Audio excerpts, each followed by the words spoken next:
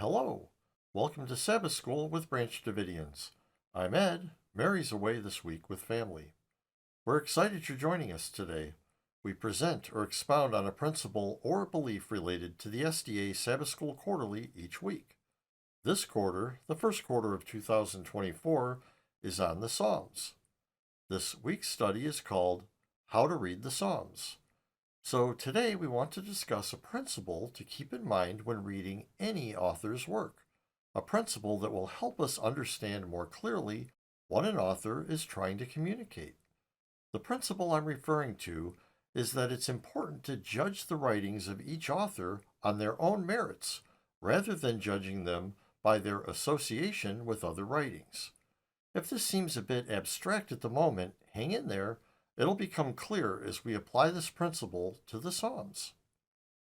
This is important when we're talking about any writing that could potentially be a product of divine inspiration. One other thing as we go through this, we'll introduce you to some facts that might be new and even surprising. But of course, God often works in ways that are contrary to human expectations. So it's important to not be concerned with whether or not something new harmonizes with what we might have assumed up till now.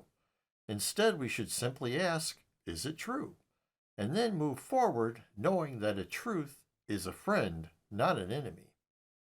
To God's denominated people, Ellen wrote, "It is necessary that our unity today be of a character that will bear the test of trial. We have many lessons to learn and many to unlearn. God and heaven alone are infallible. Those who think that they will never have to give up a cherished view, never have occasion to change an opinion, will be disappointed. As long as we hold to our own ideas and opinions with determined persistency, we cannot have the unity for which Christ prayed." That's Ellen White in Christian Experience and Teachings, page 203, paragraph 2. So let's start by reading what Friday's lesson has to say about the Psalms, as we have them in the present-day Protestant Bible canon, which is the same as the Book of Psalms in the Jewish Bible. It reads, quote, "The Book of Psalms consists of 150 psalms, which are grouped into 5 books.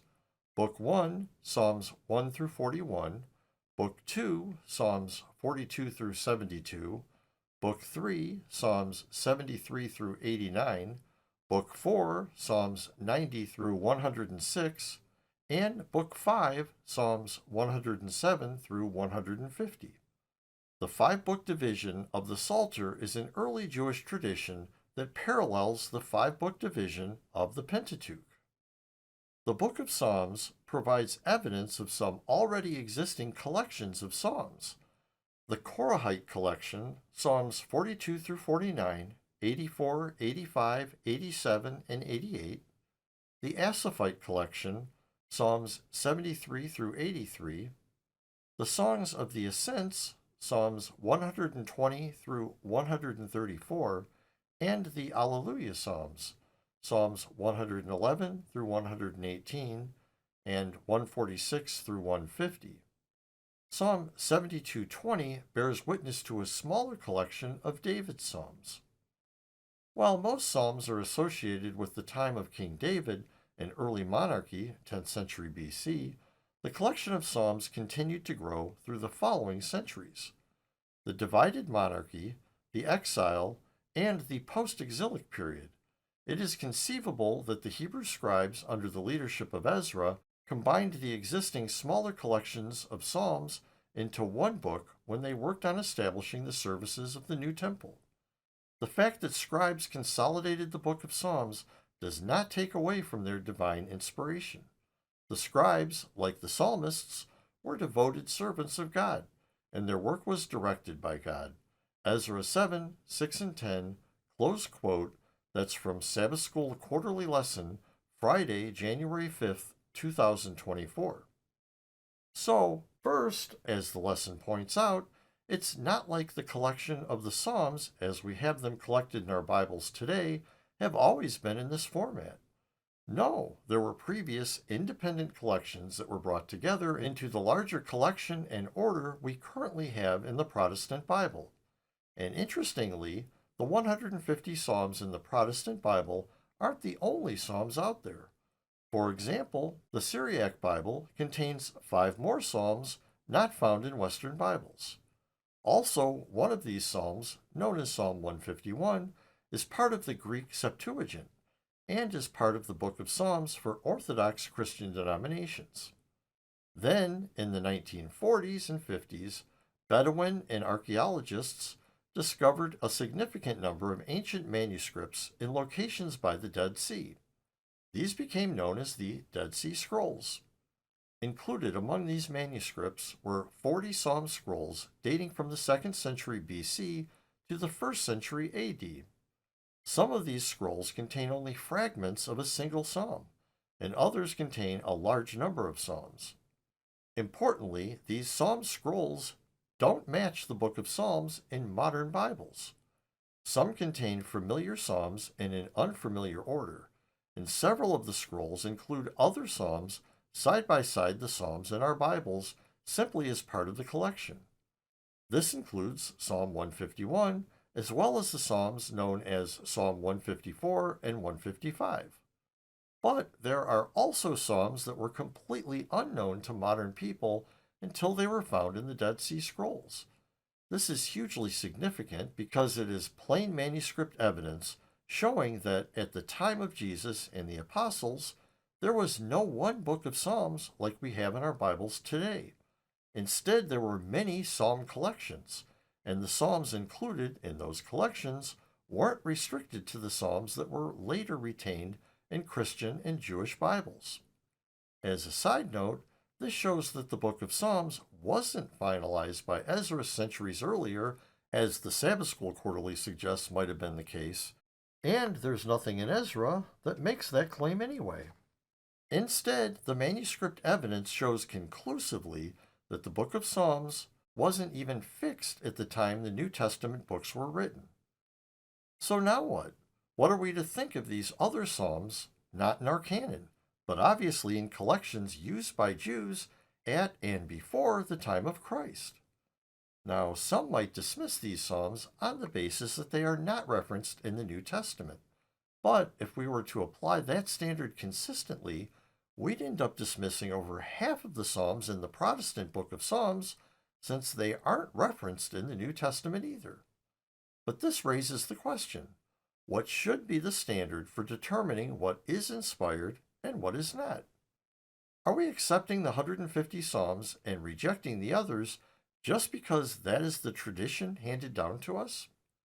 If you've never deliberately evaluated all the Psalms, including those not in your Protestant Bible, in order to decide for yourself what you think is inspired and what isn't, then obviously your acceptance of some Psalms and rejection of others simply can't be based on your own investigation and must be based on something else, like tradition.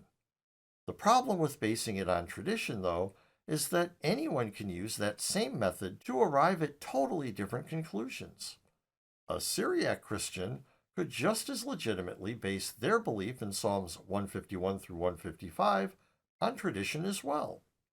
So, how do you think an honest seeker for truth would need to go about determining which Psalms are inspired and which are not? Regardless of the details, wouldn't it be necessary to evaluate each individual psalm on its own merits? If we don't do this ourselves, we're basically just leaving it to someone else to do our thinking and investigating for us. But is it really right to accept and reject writings as divinely inspired based on someone else's investigation? I hope you can see this wouldn't be right. We're supposed to be like the Bereans. We're supposed to prove all things, rather than blindly follow tradition or trust in men.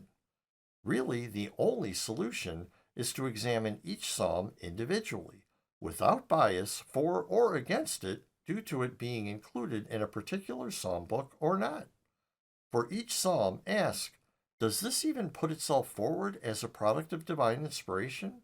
And are the teachings of this psalm true? Then study them carefully and prayerfully, trying to understand the ideas expressed by the author and whether those ideas come from God. An investigation like this can only have good results. As Ellen White put it, the truth can lose nothing by close investigation. She said that in 1888 Materials, page 38, paragraph 2. Lastly, we should mention that we've included links in the description to where you can read English translations of the Psalm scrolls from the Dead Sea Scrolls, along with the Psalms known as Psalms 151 through 155.